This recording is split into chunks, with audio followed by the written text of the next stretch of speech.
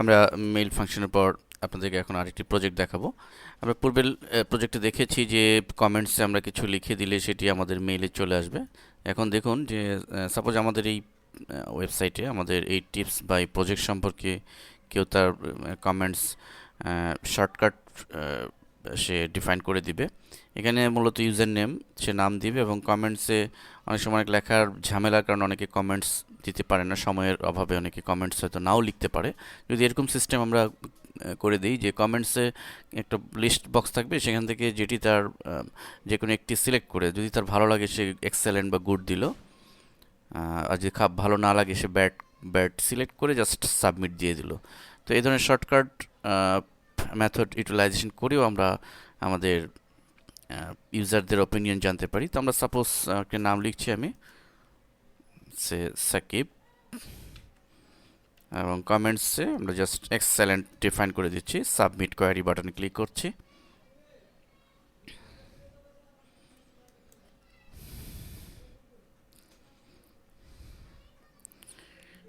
Your comments has been sent, আমরা ব্যাকে ফিরে যাচ্ছি। তো এই যে ইউজার যে কমেন্টস করেছে, এখন আমার ইমেল অ্যাড্রেসে দেখুন অলরেডি আমার ইমেল অ্যাড্রেসে তার কমেন্টস চলে এসছে। আমরা লক্ষ্য করছি যে সাকিব এখানে এক্সেলেন্ট কমেন্ট করেছিল, এখানে এক্সেলেন্ট। আমরা এই প্রজেক্টটি এখন আপনাদেরকে দেখাবো যে কীভাবে এই লিস্ট বক্স অ্যাপ্লাই করে এ ধরনের কমেন্টস ইউটিলাইজ করা যায়। তো আমরা ড্রিম ওয়েবার ওপেন করছি এবং আমাদের মূল কোডটি একবার দেখে নিই। কোড মূলত আগের কোডই।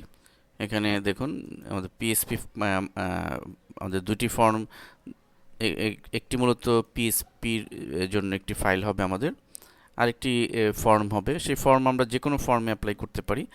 আমরা ইন্ডিভিজুয়াল কোনো ফর্মে কমেন্টসের জন্য রাখতে পারি, অথবা কোনো তৈরি করা কোনো ফর্মে আমরা কমেন্টস অ্যাপ্লাই করতে পারি। তো দেখুন পিএসপি ফাইলে শুধু যেটি আমরা দিব সেটি আমরা সিলেক্ট করব, আগের মতোই সব কিছুই হবে। আমরা শুধু কমেন্টসের জন্য, এই লিস্ট বক্সের জন্য দেখুন এখানে যে টেক্সটে আমরা আগে দিয়েছিলাম সেম নামই, অর্থাৎ আমার লিস্ট বক্সে যে নাম থাকবে সেই নামটি আমরা এখানে দিয়ে দিব, আর কিছুই নয়। জাস্ট এতটুকু নিয়ে আমরা কাজ করব। অর্থাৎ লক্ষ্য করুন আমাদের এটি হচ্ছে লিস্ট বক্সের কোডিং। আমরা ম্যানুয়ালি করতে পারি, আমরা একটু পরে দেখাচ্ছি ম্যানুয়ালি কীভাবে আপনি করবেন, এবং সেখানে এই লিস্ট বক্সের নাম যা থাকবে সেটি আমরা দিয়ে দিব। তো আসুন আমরা সেই কাজটি করি। আমরা একটা নিউ ফাইল নিচ্ছি, ক্রিয়েট, আমরা ডিজাইন মোডে চলে যাব, দেন ইনসার্ট ফর্ম। আমরা যদি গোড়া থেকেই করি টেক্সট ফিল্ড সহকারে, আমরা টেক্সট ফিল্ড দিচ্ছি নামের জন্য, এখানে আমরা দিয়ে দিচ্ছি নেম। ওকে,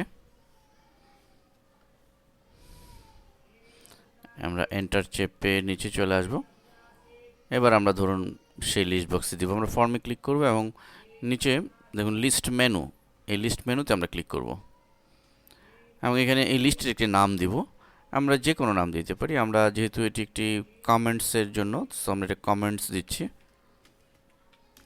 লেবেলটি কমেন্টস, দেন ওকে।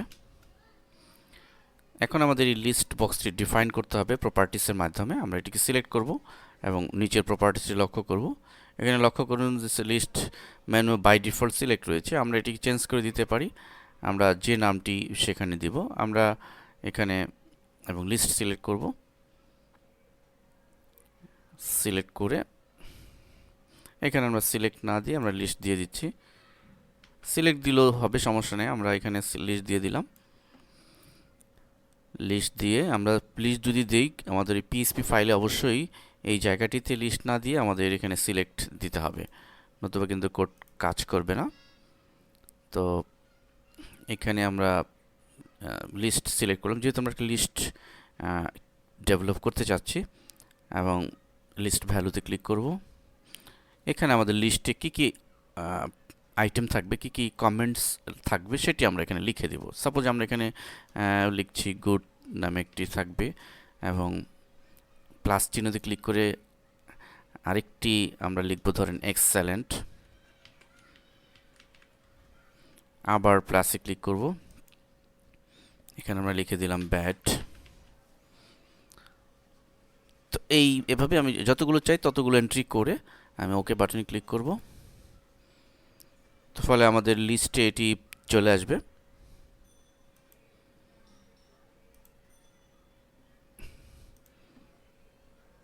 আমরা এই অবস্থায় এগুলোকে ইচ্ছে করলে মডিফাই করে এর কালার টালার চেঞ্জ করে নিতে পারি এই প্রপার্টিজের মাধ্যমে। যাই হোক, আমরা একটু কোডে ফিরে যাই, এই ফাইলের কোডে চলে যাচ্ছি। লক্ষ্য করুন কোডে অলরেডি সেই কোডটি চলে এসছে। আমরা ইচ্ছে করলে এই কোডগুলো লিখেও দিতে পারতাম। যাই হোক, আমাদের মূল বিষয় হচ্ছে যে এখানে আমাদের আইডিতে যেটি থাকবে সেটি আমাদের পিএসপি ফাইলে অবশ্যই ডিফাইন করে দিতে হবে,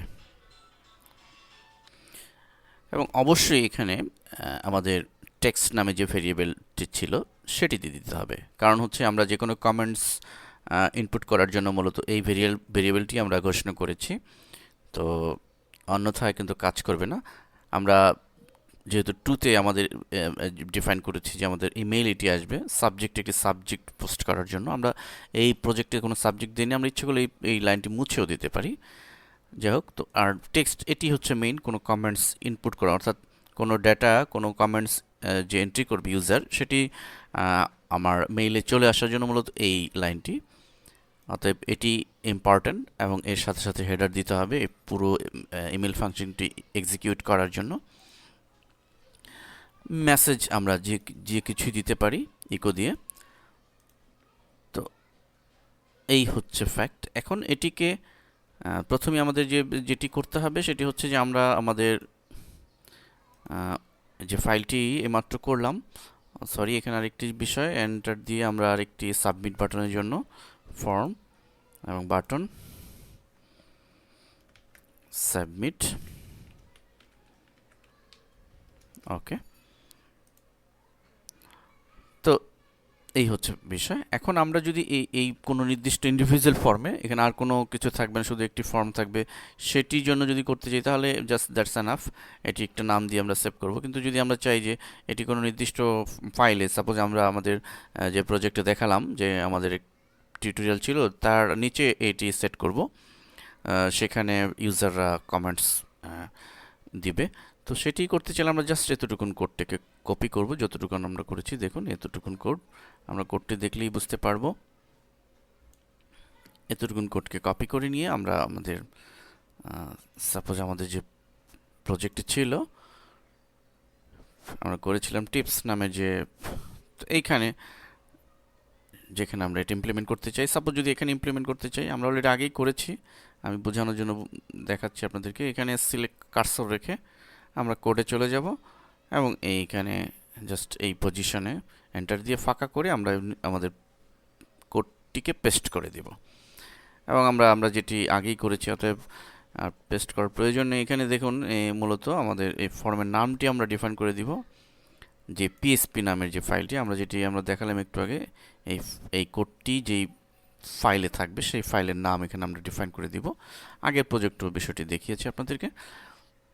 এই হচ্ছে মূল বিষয়, এবং দুটি ফাইল আমরা আমাদের মেইল ফাংশন হচ্ছে পিএসপির জন্য, আর হচ্ছে টিপস যেই ড্রিমওয়েভারের যে ফাইলটি,